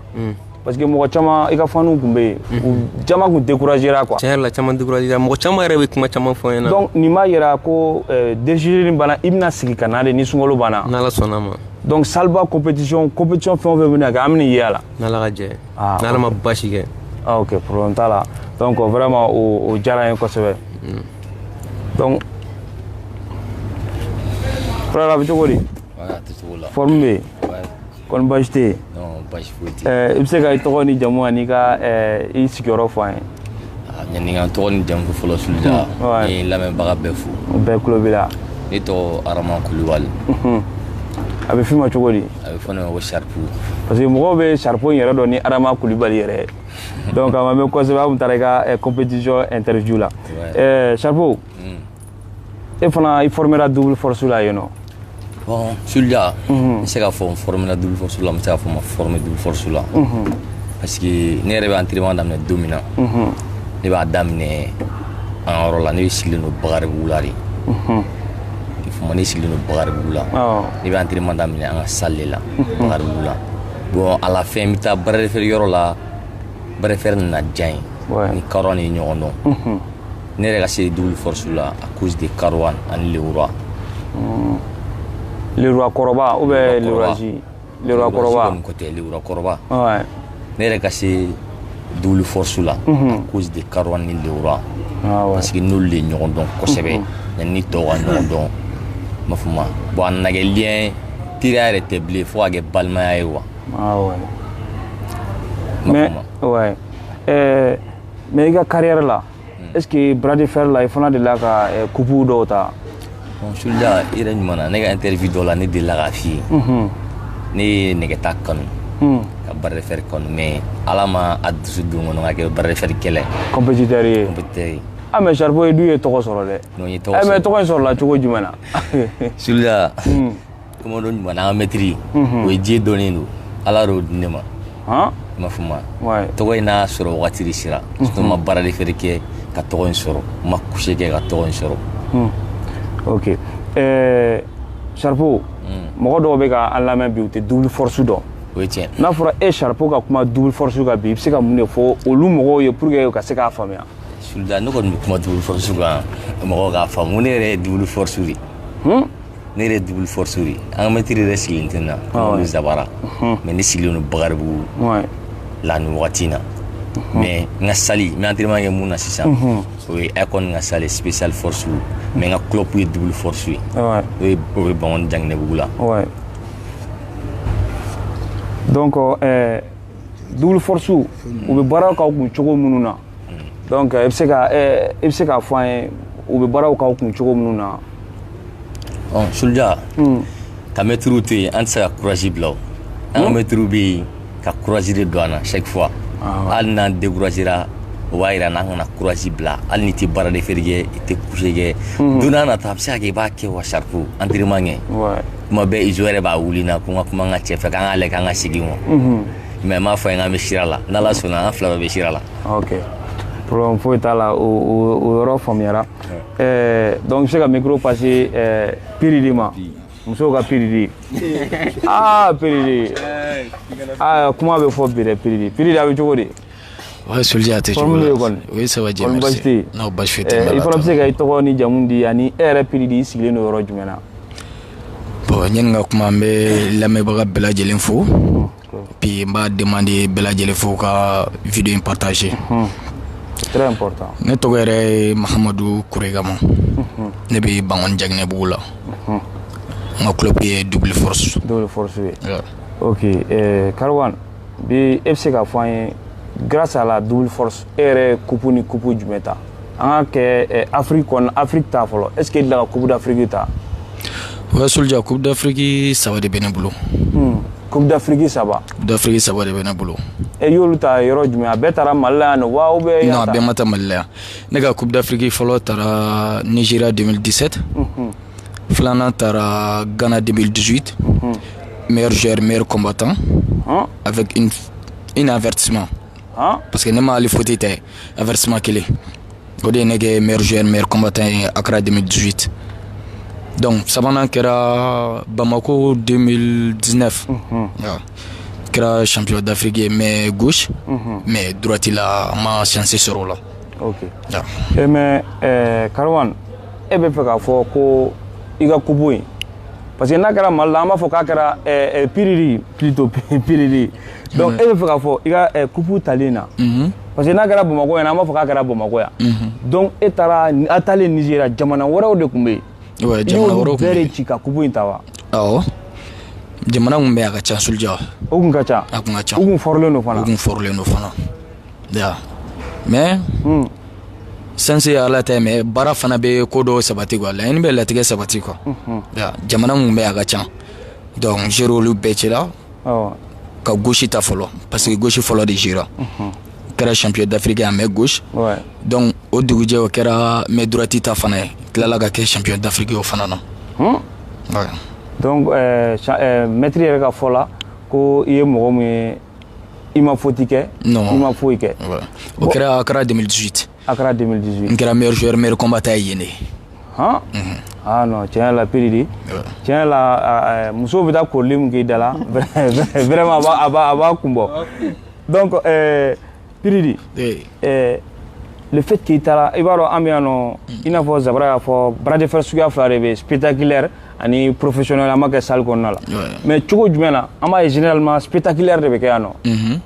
cogo jumɛn na e sera ka taa jamana kɔ kan ka se ka règle suivre fo ka tɛmɛ mɔgɔ minnu kan minnu bɛ règle suivre don o don la bon Souldia fɛn bɛɛ bɛ baara de bolo n'i bɛ baara kɛ ni fɛn force b'i la hali minnu bɛ yen n'u b'a kɛ don o don a tɔw tɛ kɛ kelen ye quoi déjà que e ka force b'i la e bɛ ka baara kɛ don o don donc a tɛ bali la quoi donc e ka champion ko in bɛɛ la Double Force ɲiyɔrɔ jumɛn de b'a la u ye mun de kɛ a la bon Souldia i ka o ɲininkali diyara n ye kojugu ne ko n bɛ kuma n bɛ Double Force fo yɛrɛ Double Force sara tɛ ne p'i bolo quoi parce que ne ye bras fer daminɛ ne tun bɛ bras fer kɛ ka kɔrɔ o y'a sɔrɔ ne tɛ Double Force la ne ka salle fɔlɔ kɛra Lion Force de ye Bamani Nemorobugu mais Lion Force ni Lion Force cɛ malentendu dɔw nana ɲɔgɔn cɛ quoi donc an b'a ɲɛfɔ ne bɔra Lion Force la ka taga Double Force la ne bɔra Lion Force la ka taa Double Force la 2015 ne taara Double Force la 2015 de n taalen Double Force la n y'a ye bɛn ni kelenya min b'u ni ɲɔgɔn cɛ u kɛlen don ka ɲɔgɔn minɛ donc n donn'o kan n kɛra u yɛrɛ ɲɔgɔn ye i y'a faamuya an ka bɛn parce que kɔnɔkulu jɛlen de bɛ bi fɔ union fait la force donc n ye baara suivi nɔfɛ petit à petit j'ai fait 2 ans comme ça kɛra de 2015 2016 o kɛra à 2 ans 2017 o kɛra ne ka championnat fɔlɔ de donc i ye san fila de kɛ formation ne ye san 2 de kɛ formation na 2017 o kɛra ne ka championnat fɔlɔ de wa ne tilala ka kɛ champion du Mali ye o la ka tila ka kɛ champion d'Afrique ye tugun o sɔrɔla maître ka baara fɛ quoi vraiment n bɛ n ka salle président fɔ commandant Zabara ka n ka entraîneur fɔ maître Izo ka salle ɲɛmɔgɔ bɛɛ lajɛlen fɔ quoi vraiment. Donc vraiment an bɛ minnu ma se ka se yan nɔ bi an bɛ double force mɔgɔw bɛɛ fo vraiment u ye baara kɛ ka f'u ye vraiment nin de ye fierté ko ye mɔgɔw b'a fɔ double force n'u taara compétition kɛyɔrɔ la a bɛ bali mɔgɔ la foyi tɛ ni baara tɛ a mɔgɔw bɛɛ y'a baara de kɛ mais Piridi compétition ko ninnu na sisan nɔ kunu c'est vrai Coupe d'Afrique taara bi bi in na bras de fer yɛlɛla ka tɛmɛ o bɛɛ kan a prix yɛlɛla ka tɛmɛ o bɛɛ kan mais est ce que prix de bɛna sigi ka na bras de fer la parce que ka faniw fana b'i la dɛ bon Soldier ne ko n bɛ segin ka na o bɛ n'a fɔ n kun tagara de ne ma taga e ma taa déchire de kun kɛlen don ka n fana sɔrɔ n ye déchire sɔrɔ n épaule de la épaule de kun bɛ ka n dimi donc o de kun ye n ka bras de fer sumaya dɔɔni sinon o ma taga yɛrɛ kuma tɛ ko k'a bila n'o tɛ faniw tuma dɔ la u b'a fɔ k'u bɛ fɛ ka ye parce que wagati dɔ a mɛnna ne yɛrɛ kun ma deli ka ye bras de fer la c'est vrai n ye vidéo ye mais a kun mɛnna n kun ma deli ka ye yanni wagati min na i ka jouer donc e bɛ se ka mun de fɔ i ka faniw ye 2021 ta 2022 in kɔnɔ na ou bien 2023 kɔnɔ bon Soldier ne bɛ min fɔ n ka faniw ye o ye de u k'u pɛrɛn parce que min bɛ ne ni jeu cɛ dɔrɔn o ye sunkalo in de ni sunkalo banna dɔrɔn kelen de don an ka taa a tɛ jɔ donc o b'a yɛrɛ sunkalo in kɔnɔ a bɛ ka baara kɛ bon mais Soldier yɛrɛ kɔni ɲɛ banna ni y'an ye i b'a fɔ k'an tɛ ka sun yɛrɛ ne kɔni dabala banna voilà donc an bɛɛ bɛ ka sun an bɛɛ bɛ ka sun seulement que entraînement in yɔrɔ de bɛ ka fɛn quoi ok donc o yɔrɔ faamuyara donc Piridi o diyara n ye kosɛbɛ an bɛ segin ka na cɛ kumaba ma Zabara non Zabara an ka tulonkɛ bɔ a la i ye baara kɛ Zabara ninnu ka nin kuma min bɛɛ fɔlen Zabara a ye mun kɛ e yɛrɛ la a bɛɛ ka kuma la o bɛɛ y'i tanu de non bon ne yɛrɛ sigilen ninnu nin ye n m'o f'i ɲɛna n ko n'i bɛ guerre kɔ dɔrɔn i b'a préparer de quoi ne sigilen ninnu nin ye quoi parce que n y'o baara kɛ n b'a dɔn n bɛ nin de sɔrɔ n'i ma fɛn min na i t'o sɔrɔ de quoi i m'a faamu parce que n sigilen ninnu nin ye n bɛ bɔ a la de quoi tu vois Zabara u b'a fɔ tu es l'entraîneur le plus titré o kuma mun bɛ fɔ i bɛ se ka mun de fɔ o ko la c'est le Dieu donné toujours mais o yɔrɔ na double force de don ne kelen tɛ toujours n bɛ n jɛɲɔgɔn bɛɛ lajɛlen ko fɛn o fɛn bɛ coup de main dan hakilinaw na conseils la bon n ka frère dɔw ma se yan n kelen tɛ baara in kɛ quoi double force an bɛɛ de bɛ jɛ quoi an bɛɛ b'an fanga di ɲɔgɔn ma pour que ka fɛn dɔ ɲɛnabɔ quoi donc ko in de don structure de bɛ yen nɔ bɛɛ n'a ka baara de don a kɔnɔna la bɛɛ n'a ka baara de don bɛɛ n'i place de don tu vois i m'a faamu ne tɛ se ka fɛn dɔ kɛ dɔ b'o kɛ o fana tɛ se ka fɛn dɔ kɛ dɔ b'o kɛ an b'a fara ɲɔgɔn dɔrɔn an b'an fanga di ɲɔgɔn ma dɔrɔn résultat ɲuman mɛn na quoi n ka addition ma se yan maître Yezu subaga yɛrɛ ma se yan ainsi de suite an élément caman baw de bɛ yen n tɛ se ka taa bɛɛ tɔgɔ ma quoi n'o fana an ka yɔrɔ cité c'est des champions de don non tiɲɛ la o ka kuma na o y'o yira minɛ donc Zabara e yɛrɛ ɲɛ bɛ bi bras de fer la bi ɲɛ bɛ bi compétiteur la jeunes minnu bɛ yen e ka conseil bɛ se ka kɛ mun ye bi ka di jeunes ma bon ne ka conseil min ni n yɛrɛ min faamuya ne bɛ min f'u ɲɛna mɔgɔninfin mɔgɔ yɛrɛ de ye quoi i ka sabali parce que la fɛn dɔ bɛ yen nɔ n'i ma fɛn min kɛ i tɛ se k'o sɔrɔ quoi tu vois compétiteur n'i ma ti de i tɛ se ka i ka yɛrɛli ye bon n'i ma ti dusu tɛ se ka don i kɔnɔ don min kana si man ca quoi i bɛ ti de i bɛ se ka courage dɔ de sɔrɔ pour que k'a corriger ne nana siɲɛ wɛrɛ n bɛ se k'a récupérer cogo min na mais jɔn de bɛ se k'o yɔrɔnin jouer entraîneur de bɛ se k'o kɛ ou bien président de bɛ se k'o yɔrɔ in kɛ u ka hakili t'u la sigi karisa nin ma ɲɛ i bolo c'est pas la fin du monde n'an bɛ taa an bɛ se quoi mais an b'a corriger i hakili sigi ka entraînement kɛ a bɛ ɲɛ i bolo kɔfɛ quoi parce que nin yɔrɔ de bɛ jouer an ka compétiteur kan kosɛbɛ n'u mana ci dɔrɔn u b'u sen bɔ ko bɛɛ la i bɛ mɔgɔ min bolo o de ne t'i jigin compétiteur la ne bɛ jugu ɲɛmɔgɔw de la adamaden ka n'i tɛ se ka mɔgɔ min mara dɔrɔn a labila ou bien a essayer i k'a essayer ka kumaw fɔ an ɲɛna a bɛ kuma min faamu quoi n'e tira bi c'est pas la fin du monde baara kɛ siɲɛ wɛrɛ i bɛ gagner tiɲɛ don mais n'a ye kɛlɛ kɛ ou bien e yɛrɛ ka wuli dɔrɔn k'a fɔ non ko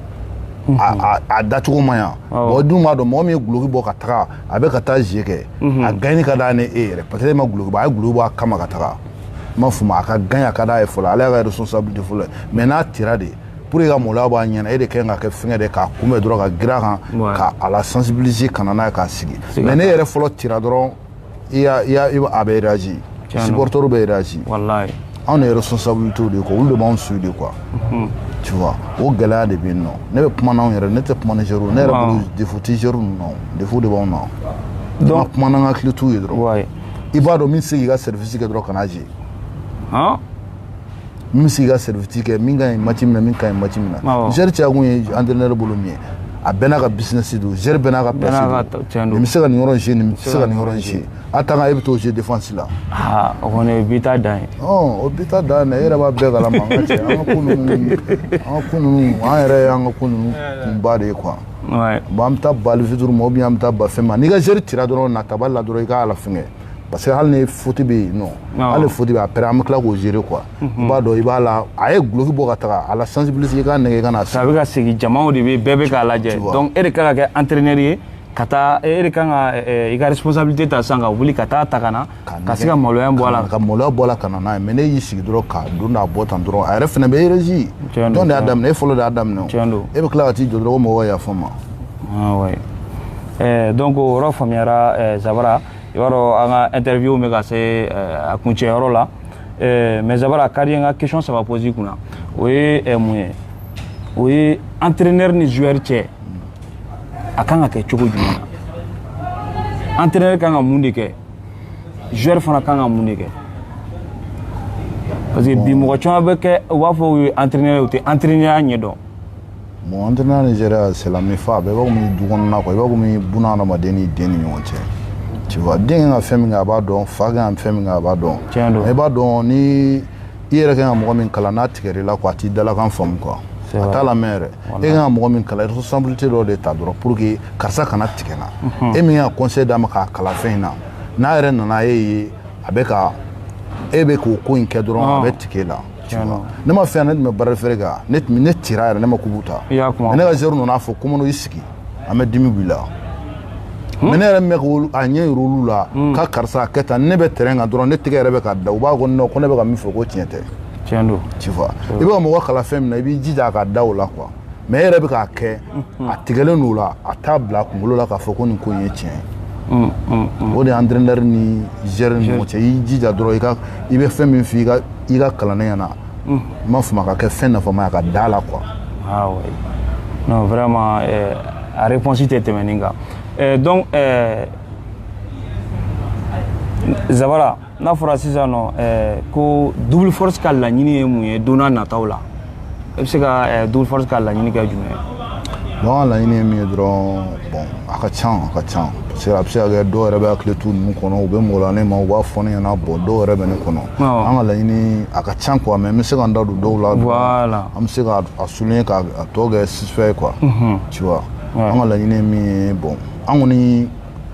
compétition droit mo be internet anduna international ko no pala mo be ka coupe du monde de tankata ko amo be coupe du monde na kana malla ko blue force na fédération malienne sababula quoi amo go la ulanga FC follow 2020 ko nana kabo droit kata coupe du monde tankana na droit maintenant la dulu coupe du monde kene ka o dalen do ala be na ni coupe follow tiana de mais ba do jito be meshila tiano tigɛ ko fɔlɔ n ka cɛ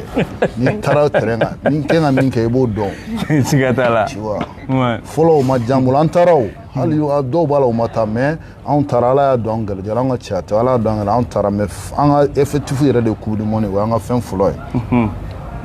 ye de an ka fɛn fɔlɔ ye min dɔrɔn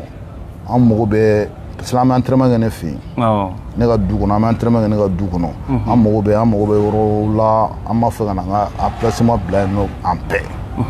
tu vois mesure ninnu fɔ en vrai de mesure ninnu fɔ u bɛ taa entraînement na fɛ yen ninnu ne bɛɛ kɛra kelen ye quoi on fait comme on vit an b'a kɛ min ka d'an ye u tɛ bananikɛ n fɛ yen u tɛ fandanikɛ n fɛ yen u bɛ n bonya u m'a fɔ ma ne n'u bɛɛ frɛle mouvement de don quoi an mago bɛ dɔrɔn an ka yɔrɔ sɔrɔ dɔrɔn an ka entraînement kɛ ka bɔ mifa la quoi tu vois o gɛlɛya b'an kan bon an ka effectif fɛnɛ ye ka bɔ coupe du monde na tu vois bon gɛlɛya sabanan na dɔrɔn e b'a dɔn an ye cité di champion ye champion b'an fɛ yen a bɛ champion 9 ɲɔgɔn bon n'a fɔra barrefere kɛra sisan bon mun licenciement bɛ se ka ne wele dɔrɔn ou bien ka izo wele ou bien ka Karwani wele ou bien PDD ainsi de suite karisa an mago bɛ mɔgɔ 2 la mais mɔgɔ kɔnɔntɔn bɛ forme na ne ko mɔgɔ bɛ mɔgɔ fila la mɔgɔ kɔnɔntɔn b'a muɲu k'a muɲu an bɛ coup de main d'olu ma tu vois o de gɛlɛya b'anw kan o de gɛlɛyaba de b'anw kan parce que la i b'a dɔn a bɛɛ bɛ forme na mais a bɛ mɔgɔ fila de di o diyagoya ye ale b'u kari o ye k'u kanu u sogo ni ɲɛ ni ɲɔgɔn cɛ mais n'a fɔra k'a fɔ k'i ka sigi Niger sigilen mɛna pan kan i b'a dɔn a bɛ gɛlɛya sɔrɔ quoi a bɛ gɛlɛya sɔrɔ mais ala an bɛ ala fo quoi an ye ɲɔgɔn faamuya kɔnɔna na o gɛlɛyaba de bɛ yen au début ah ouais Zabara n'a fɔra ko salle dɔw bɛ kɛlɛ la joueur kelen ɲuman ka se ka sɔrɔ yen n'a fɔra a ka ca double force kɔnɔ o ye bamanan marifa de ye n'o cɛra o y'a bannen de ye joueur kelen an mago b'o la anw y'an ye chargeur ba de ye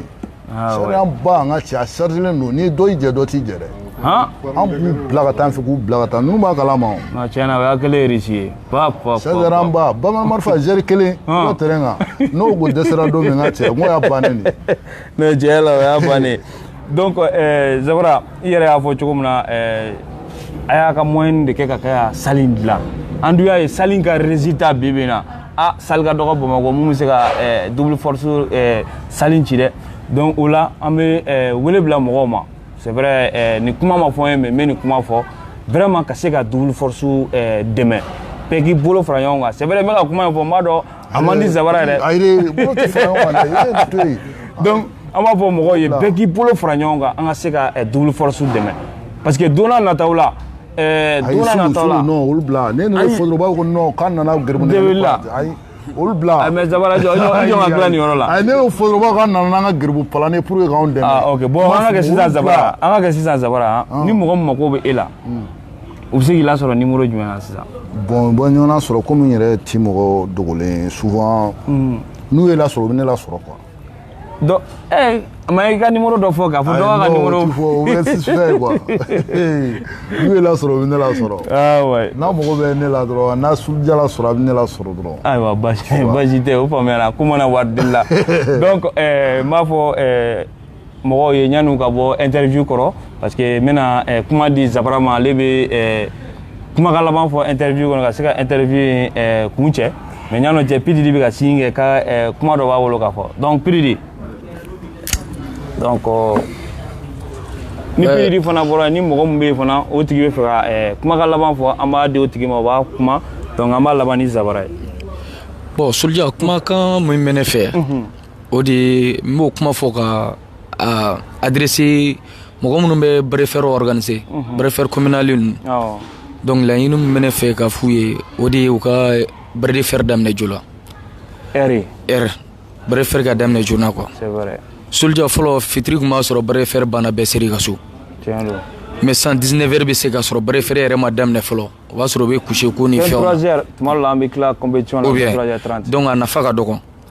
n'a fɔra fɔlɔ brefère tun bɛ daminɛ kuma dɔ la 15h 16h donc 19h b'a sɔrɔ bɛɛ seri ka so mais sisan n'a fɔra brefère tɛ daminɛ joona an bɛ taa brefère kɛ yɔrɔ la u bɛ taa coucher ko ni fɛnw daminɛ c'est vrai n'i ye mɔgɔw wele ka na i b'u fo o ye tiɲɛ mais brefère ka daminɛ joona mais a filɛ coucher mɔgɔw u développer la bi mais mun y'u développer joona u ka fɛn bɛ daminɛ joona a bɛ ban joona donc minnu bɛ match organiser u ka o de ye comment dire u ka partenaires ni sponsors donc e bɛ se ka match organiser sisan mɔgɔba caman bɛ k'a kɛnɛ kan minnu bɛ se ka ko caman kɛ joueur ye i bɛ se ka dɔ ye sisan a bɛ jouer la i bɛ se ka ko caman k'a ye a ka di ye mais n'a fɔra match tɛ daminɛ joona match bɛ daminɛ wagati min na a b'a sɔrɔ olu bɛɛ taara so donc o gɛlɛya bɛ joueurs ka bi na an bɛ wagati min na i ko sisan min kɔni ka di ne ye Pididi ye match ka brefère ka daminɛ joona a ka ban joona i y'a faamuya o de bɛ bɛɛ lafiya quoi pour que brefère kɛlaw fana bɛ se ka nafa dɔ sɔrɔ carré kɔnɔ si la hali bi u bɛ se ka fɛn sɔrɔ a la hali bi quoi laɲini kɔni bɛ ne fɛ o y'o de donc Pididi ka yɔrɔ faamuyara vraiment nin yɔrɔ in c'est très très important an b'a ɲini mɔgɔ minnu bɛ yen k'u bɛna compétition organiser ni sunkalo tɛmɛna an b'a ɲini u fɛ n'u ko 16h compétition ka daminɛ 16h30 ou bien 16h pour que 18h 19h ka sɔrɔ compétition banna an b'o laɲini kɛ compétiteur mɔgɔ bɛ yen k'u bɛna compétition kɛ ni fɛn tɛmɛna ni sunkalo tɛmɛna donc kumakan laban bɛ jɔn bolo ka ne bɛ yɔrɔnin min fara a kan en même temps fana joueurs u k'a bila u kunna brefère après le bras de fer ko caman bɛ yen quoi tiɲɛ don bras de fer n'i cira don min na kɛlɛ tɛ i kana kɛ kɛlɛ ye sinon au contraire anw joueurs yɛrɛ bɛ faniw bila kɛlɛ la fana tiɲɛ don i ka comportement réaction sugu dɔ tiɲɛ don n'i bɛ taa jigiyɔrɔ la i bɛ kuma i ka faniw fɛ n'u takun ye supporter si kana taa kɛlɛ kɛ parce que e takun tɛ kɛlɛ c'est vrai très important ni min takun ye kɛlɛ o ka to so ah ouais donc ni message vraiment ni a tɛ tɛmɛ nin kan parce que du fait que kɛlɛ bɛ taa kɛ bras de fer kɛyɔrɔ la a bɛ na ni image kolo ye wallahi hali sini hali bi a gɛlɛya b'an kan dɔnni bɔra la dɛ mais hali bi a gɛlɛyani dɔɔni b'an kan tiɲɛ don dɔw b'a la ko an bras de fer kɛlaw ye kɛlɛkɛlaw ye an ye nson ye a ka ca hali bi wallahi kuma bɛɛ fɔra o ma mais ne kɔni denmisɛnnin kura min bɛ ka wuli ne kɔni ka conseil nin de k'a lase u ma u k'a faamuya bras de fer tɛ kɛlɛ n'i cira taa entraînement kɛ don wɛrɛ so ne yɛrɛ min filɛ ne delila ka ci a tɛ ban mais i tila ka segin ka na ni fanga très bien donc i ka kuma la i bɛ fɛ k'a fɔ don min na ni mun y'i sɔrɔ i ka ta ni ala ye i ka taa so donc ɲani k'a bila a ka di i ka conseil fana di fani ninnu ma kosɛbɛ parce que aw ye mɔgɔ tɔgɔtigiw de tɔgɔw b'aw la donc n'aw ye kuma min fɔ généralement aw ka faniw ka teli ka aw dalaga minɛ donc e bɛ se ka mun fɔ e kolo kumaba yɛrɛ ni double force ka faniw kan n bɛ min lase n ka faniw ma k'a jira bras de fer sport min don fair play b'a la quoi tiɲɛ don fo faniw k'o faamuya en même temps fana bras de fer tɛ kɛlɛ ye c'est vrai exactement n'i cira kɛlɛ tɛ quoi taa baara kɛ don wɛrɛ i ka na ah ouais ne bɛ se k'o de lase faniw ma mais fo faniw fana k'a faamuya don bɛɛ tɛ gɛlɛ sɔrɔ a ka woda la tiɲɛ don don bɛɛ man kan mɔgɔ ma fana donc défaite fo k'o fana bila o kɔnɔ gagneli bɛ perdu bɛ voilà ko faniw k'o fana faamuya ah ouais non a tɛ tɛmɛ o kuma kan kolo kumaba donc k'a fɔ mɔgɔw ye aw bɛ joueurs supporter n'u gagnera don min na c'est vrai a b'o hɛrɛ kɛ ɲɔgɔn fɛ n'u cira ɲɔgɔn fɛ fana a ko o degun in fana kɛ ɲɛfɛ a ka o degun kɛ ɲɔgɔn fɛ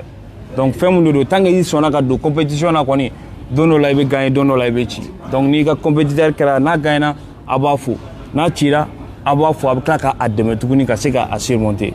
donc an ka kuma di Zabara ma donc commandant Zabara commandant Zabara ala ka tali ninnu Zabara ka tali ninnu kabako ye koyi donc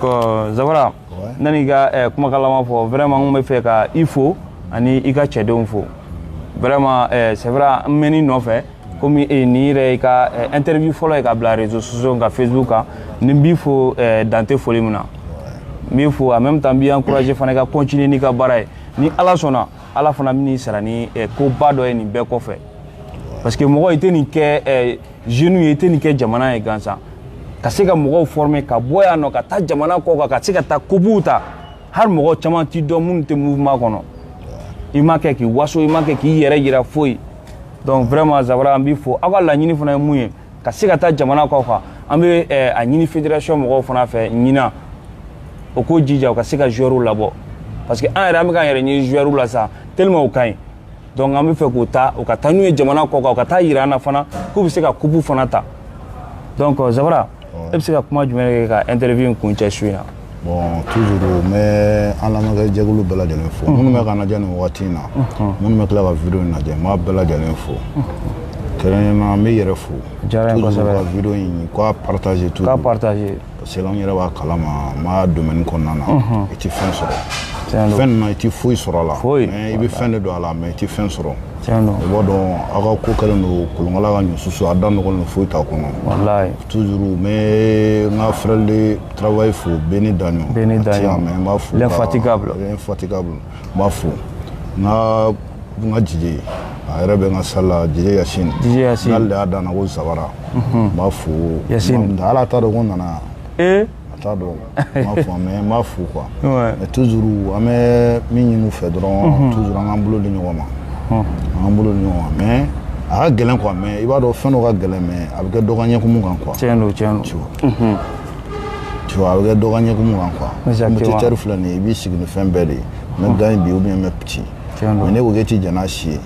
i b'i to so mais toujours n bɛ conseil minnu d'an entraîneur ni président ma a b'a dɔn a tɛ se ka cɛ o cɛ mara o to yen parce que la i bɛ taga ni mɔgɔ min ye i bɛ taa n'a ye compétition na n'a tira de a bɛ kɛlɛ wuli e bɛ malo sigiɲɔgɔn bɛ malo a bɛ mɔgɔw u ye wari don fɛn min na a bɛɛ bɛ tiɲɛ n'i b'o dɔn dɔrɔn kana taa n'a tigi la fasugu ye quoi i bɛ se mɔgɔ min na de taga n'o ye i m'a faamu wala ne b'o conseil ninnu di quoi parce que la barre fɛrɛ ka gɛlɛn bi ka wariba don a la bi k'a ka ca manamana ko la mais bi a bɛ ka ja de fédération malienne barre fɛrɛ an b'a fɔ ka ligue fo siga t'a la an ye min kɛ 2021 kɔnɔna ne yɛrɛ bɛ ligue kɔnɔ n b'an ka président fɔ Bega Jawara ne yɛrɛ bɛ ligue kɔnɔ u ye min kɛ 2021 na an bɛ 2022 la fɛn ka kɛ mobiliw ka sɔrɔ an kɔni an ye sen filaw sɔrɔ mais an mago bɛ sen naaniw fɛnɛ na quoi a sen ne yɛrɛ ta yɛrɛ bɛ sen wɔɔrɔ yɛrɛ bɔ ne ta bɛ sen wɔɔrɔ bɔ parce que i b'a dɔn moto saba ye joli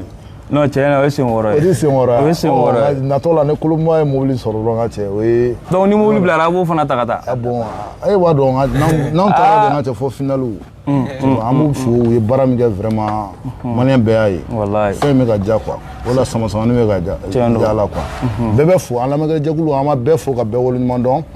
minnu bɛ ka na mɛn minnu bɛ tila ka na lamɛn kɔfɛla la an b'a bɛɛ lajɛlen fo ka foli belebele ta ka ɲɛsin Suguja ma vraiment i y'an bonya sinon je vous remercie beaucoup n bɛ n ka double force cɛden ni musodenw bɛɛ lajɛlen fo minnu bɛ kɛnɛ kan minnu tɛ kɛnɛ kan minnu bɛ tila ka na lamɛn minnu yɛrɛ t'a lamɛn yɛrɛ minnu dɔnnen sunɔgɔ la an b'a bɛɛ lajɛlen fo tu vois ok signe dɔ kɛra ma Kolo ok donc o la Zabara tɛna kun cɛ Kolo de bɛna kun cɛ o la sa ok donc Kolo a b'i bolo n bɛ an tɔɲɔgɔnkɛ fo ale fana ma la nin wagati in na fɔ Lewura n ka foli b'a ye dan tɛ foli min na n b'a fɔ Ala ka nɔgɔya k'a ye amina yarabi en même temps fana n b'an ka parents fana fo an'an dɛmɛbagaw mɔgɔ minnu b'aw dɛmɛ awɔ c'est très important hali n'a tigi tɛ kɛnɛ kan n b'a fo Kuma Transit n b'a fo dan tɛ foli min na Kuma Transit k'i folen don an b'a fo a n ca yɛrɛ parce que ne sigira la ko de donc a ye dɛmɛ lase Kolo Kuma ma a ye dɛmɛ lase double force ma ala caman an ka compétition kɔnɔna la communauté joueur bɛɛ an ka foli b'a ye wa an bɛ kalan ka tiɲɛ bɛɛ fo kun ce kun i yɛrɛ ye quoi Suguja an b'an lajɛ jakulu bɛɛ fo wallahi kulo b'i la donc ɲani ka bila i bɛ se ka fɔ i ka fɔ ne ye o k'a partager e ko ni sunkalo banna jumɛn ni sunkalo banna ko wɛrɛw bɛ yen e bɛ segin ka na tuguni yan Kolo i yɛrɛ ye moto caman ta ten sa dɛ sunkalo banna ko wɛrɛw bɛ yen i bɛna moto ninnu fana ta ka taa Ala sɔnn'a ma ayiwa Ala k'o don yira n na o ma su in na baro a tɛ bila bi an ka taa n'a ye monsieur Tagabara bi bon n bɛ ligue membre bɛɛ lajɛlen fo ka fédération malienne de bras de fer fo ka an yɛrɛ ka jɛkulu membre bɛɛ lajɛlen fo ne ye nouvelle révélation ye ne yɛrɛ ye nouvelle révélation porte parole ye k'a da Mali bras de fer-kɛla bɛɛ kulo kan cɛ o cɛ bɛ yen k'i b'i nɔngɔn turu Mali kɔnɔ yan dimanche don bras de fer-kɛla bɛɛ invité len don fɛn min ye suntigɛ belebeleba ye o bolodalen don dimanche nata ye nouvelle révélation fɛ a bɛ kɛ Madinɛkura Esiga kɔnɔna na à partir de 16h an mago bɛ GR bɛɛ la bras de fer-kɛla bɛɛ an bɛɛ ka ɲɔgɔn sɔrɔ Madinɛkura o suntigɛ bɛ yen nɔ voilà kuma min bɛ ne fɛ o ye mais ni mɔgɔ min tununa n'u bɛ fɛ k'u yɛrɛ lasɔrɔ tagali la yen nɔ u b'a fɔ cogo jumɛn na bon olu bɛ weleli kɛ i bɛ se ka Soloba wele ou bien i bɛ ne yɛrɛ wele ou bien i bɛ Yaku wele Yakujan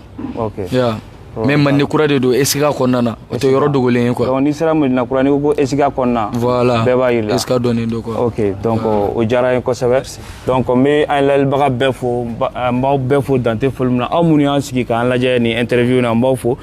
Zabara n'a ka cɛdenw u nana vraiment a diyara n ye a bonyana ma donc n b'a fɔ mɔgɔ bɛɛ ye dimanche don ni Ala sɔnna an ni nɛgɛkɔrɔba de bɛna kuma ale fana ye cɛkɔrɔba ye mouvement Gorobara in kɔnɔ ale ye icône fana ye mouvement bras de fer kɔnɔna la donc vraiment n bɛ bɛɛ fo yan'a ka bɔ n b'a ɲini aw fɛ a k'a partager donc wassalam.